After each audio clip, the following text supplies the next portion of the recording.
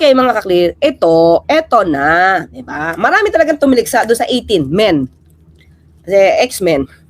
Dating, yung ibang miyembro, yung ibang ay miyembro ng Marine Corps. So maraming tumiliksa sa kanilang mga posisyon. Iba'y awol, yung iba'y dishonorably discharged.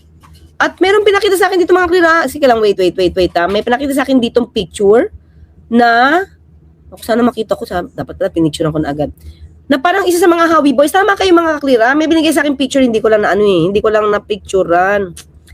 Oo, yung picture na parang isa, talagang kahawig ng isa sa mga 18 na former Marines, miyembro ng Marines.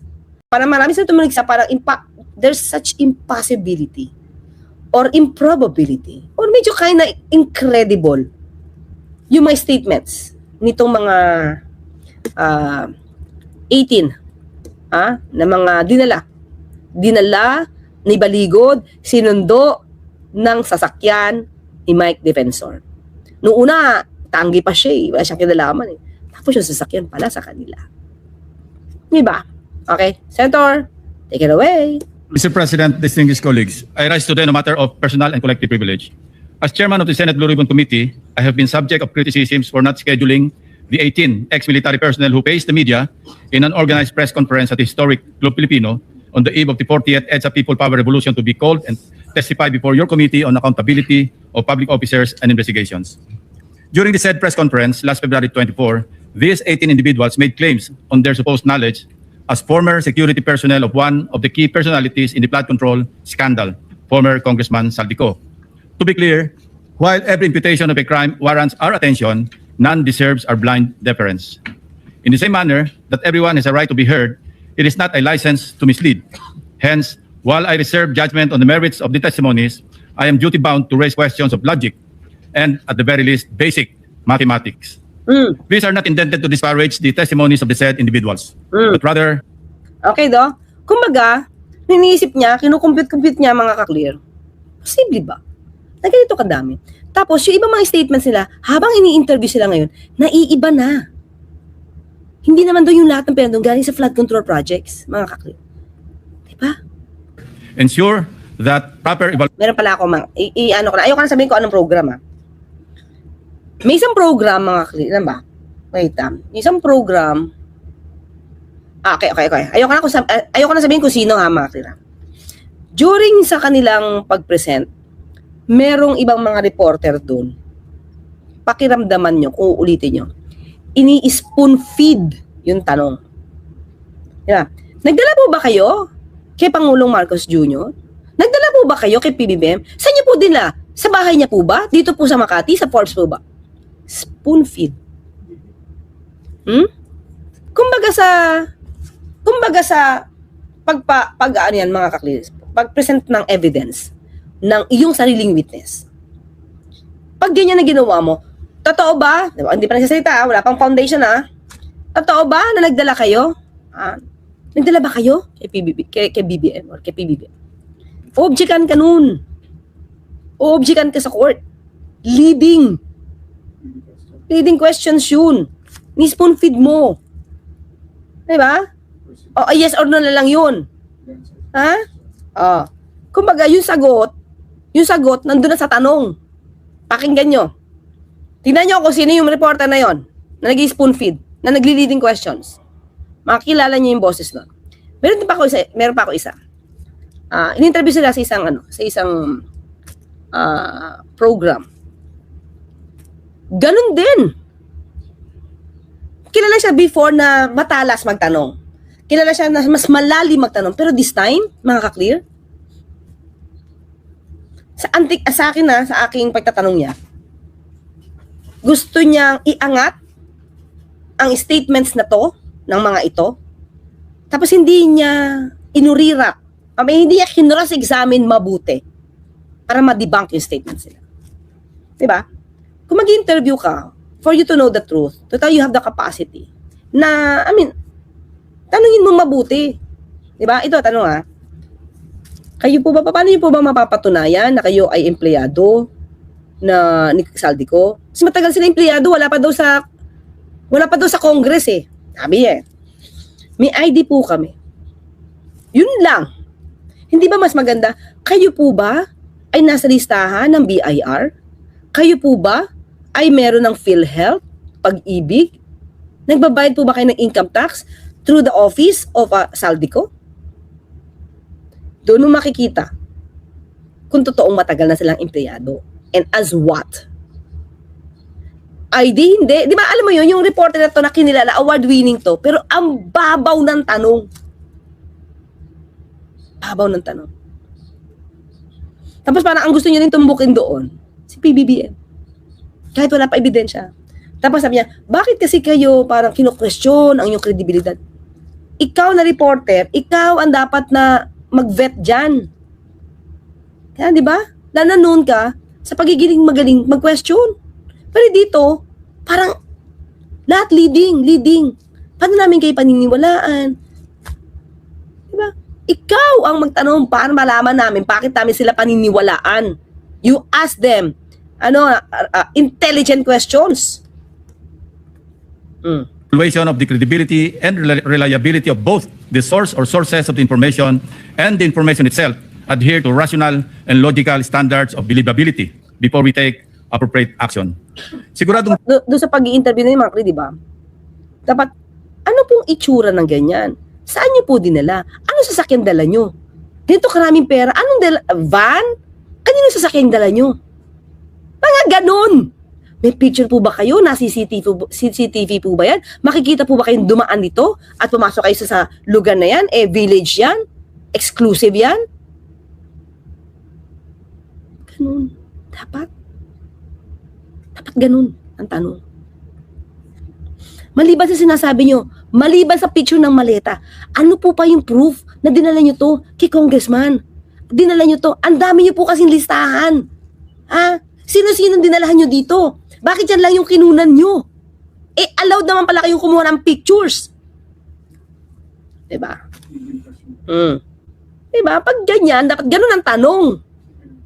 bibigyan kulay na naman ng mga trolls ang mga tanong na ito.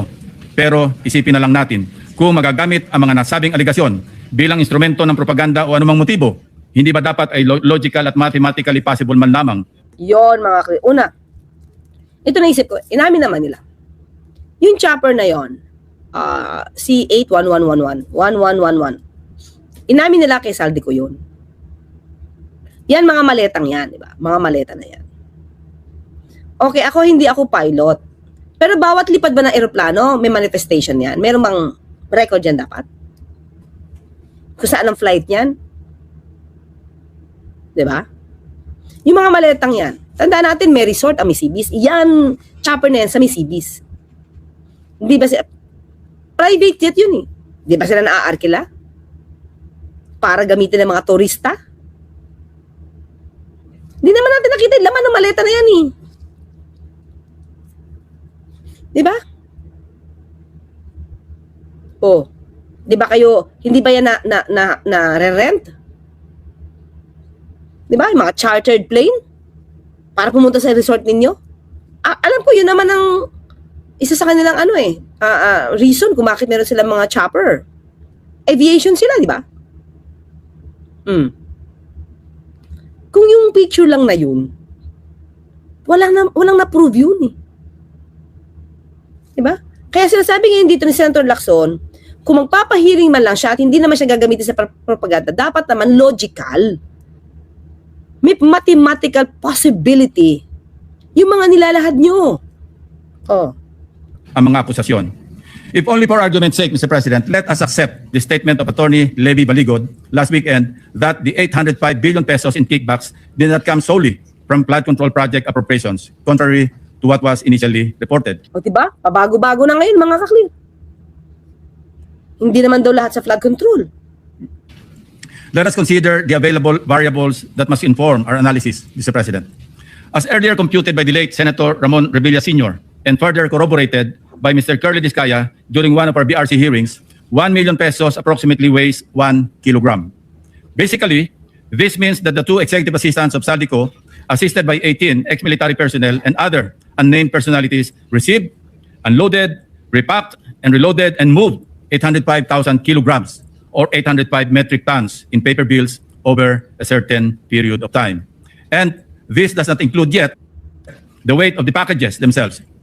Thus, we need to add around 53,600 kilograms or 53.6 metric tons, representing the combined weight of at least 13,400 large empty maletas or suitcases to accommodate 805 billion pesos, with the assumption each was made of soft-sided nylon or polyester materials, each weighing around 4 kilograms. Let's try to imagine the processes involved in the preparation and distribution of this cash. Suppose that the executive assistants or trusted personnel of Saldico, named Mark Tiksay and Paul Estrada, processed 500 million pesos a day, working 24/7, 365 days a year, including unloading, counting, repacking, loading, and delivering the money. This would take 5.5 years or mid-2028. O, ganun ba? Di ba? Maka-exaggerate lang kasi ng kwento na pag binusisi mo mga ka-clear, may labas sila mag-explain. At pagka, hindi ko alam, lahat na nakikita ko halos na pag-interview dito, pili lang, hindi lahat. Yung mga X-Men. Hindi lahat. Tapos dapat andun lagi si Atty. Baligot para pag hindi nasagot, isasapo. Hindi pa sila tapos mag-deliver hanggang ngayon, Mr. President. Di ba? Kung kinukompute niya dyan, lagpas-lagpas. Kasi ito lang ang kaya ng katawan nyo, mag-deliver. 24/7.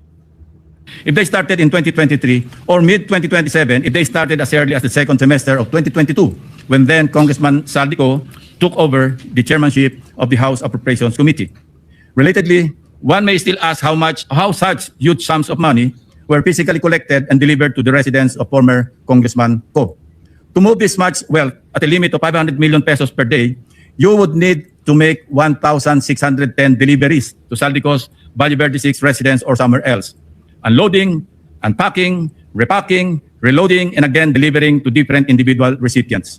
Even if they do it every single day of the year, it would take them 4.4 years to complete the 800 million peso. Saka, ito na naman, pera to, cash to eh. Saan nila kinuha? Diba?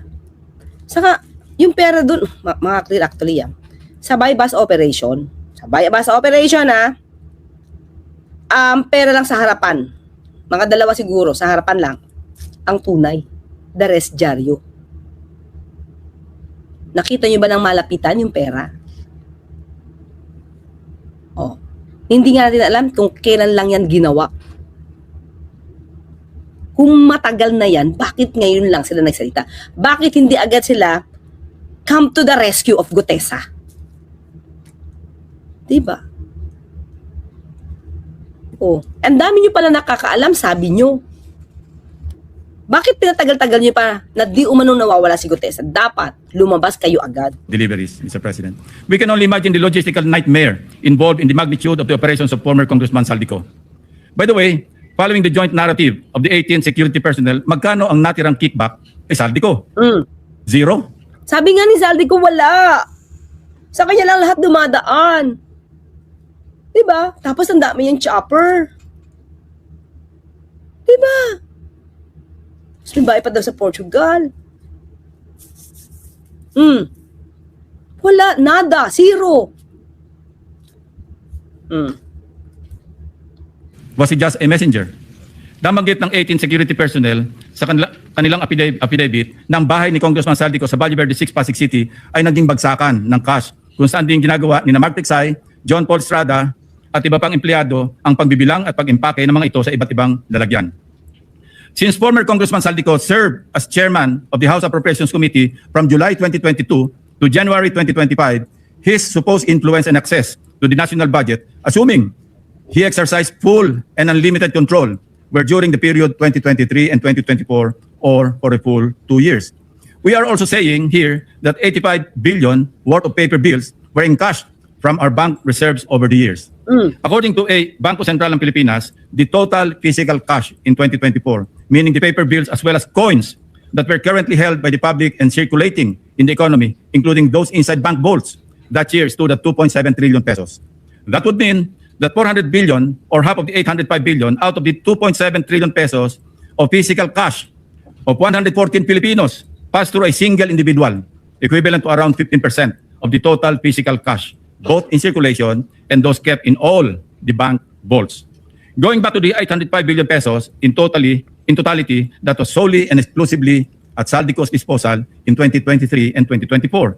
If we were to believe the 18 ex-soldiers, then those accumulated over the same period by personalities who are now facing plunder and other cases, like the former DPWH officials, Roberto Bernardo, Henry Alcantara, Bryce Hernandez, etc., contractors, etc., must be factored in to compute the aggregate total of absconded monies from the 2023 to 2024 GAAs. I raise this question to ensure that the testimonies withstand established facts and logic before we even invite them to... Oh, Macri, yung computation na sabi lang pag-exaggerate, para bang, teka lang, di parang na-hoard yung pera? Ang dami. Parang na-hoard siya. Parang imposible. Parang wala na halos magsisirculate na pera nung ganun ang dating. Di ba? Kasi nasa kanila eh. testify before the Senate Blue Ribbon Committee. Pray tell, Mr. President, if their statements appear to be demonstratively false and physically impossible to accomplish, wouldn't convening a hearing effectively validate and dignify this information? Oh, yun mga kri. Ibig sabihin, itong mga kwento na to, na kung pag-iisipan mo ng malalim, highly improbable mangyari. Diba? Pag-aaksihan pa ba natin ng oras yan? Diba? Kung magagamit lang ang platform na to, ang Senado, bilang propaganda platform nila. Diba? Oh. Halos hindi nga sila makasagot. Paiba-iba, ngayon pa lang, paiba-iba na. Nag-start silang magkaiba-iba at hindi nila makuha ang sagot nung kay Leila de Lima sinama nila na tumanggap bilang miyembro ng House. Oh, so ngayon, dahil nabuko ang kamadian, iniba na yung kwento, nakikita daw nila si Leila de Lima nakikipag-meeting sa ICC at ang dala niya, supot, hindi na ngayon maleta. Ginagamot nila yung mga parte na imposible ang kanilang kwento.